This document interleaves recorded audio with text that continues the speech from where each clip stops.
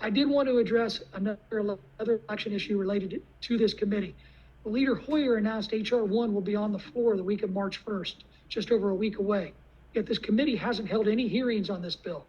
Could the chairperson tell me if this committee will be holding any hearings specifically on HR 1 or markups on this nearly 800-page bill before it goes to the floor? If the gentleman has concluded his statement, I'd be happy to deal with that. Well, I'd be happy to get your answer after I have a couple more things to say about this bill.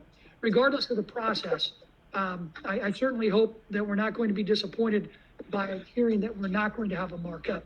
I think this nearly 800-page bill will impact millions of Americans' right to vote, and it deserves a markup. The taxpayers deserve committees who are doing their work. And since Democrats changed House floor rules to shut out a difference of opinion, committees are now the only real opportunity for the minority to provide an alternative. This committee needs to hear from those who actually run our elections about the impact this bill could have. We should review the issues we saw during the 2020 election cycle and help states develop a better process. Simply mandating how states run their elections is not only unconstitutional, but it will lead to chaos and confusion for voters. We saw this play out last year. States that were not accustomed to vote by mail struggled to implement it.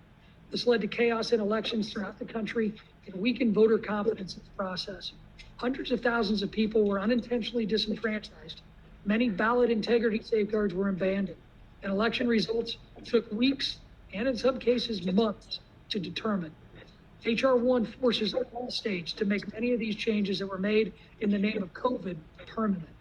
We had observers in New York, in California, and Pennsylvania, and other parts of the country. And I think I speak for many Americans when I say, I don't want an election process like that again. But if HR 1 were to become law, that's exactly what the American people will get, along with the first ever corporate funding that's laundered through the federal government that will go directly into your own campaign accounts if you're a member of Congress. This is why I believe it's important we have a markup. I guess I'll conclude now and yield back and await my response. Gentleman yields back, and the chair will happily respond to the question about the hearing. A hearing has been noticed on HR 1 for next Thursday at 4 p.m.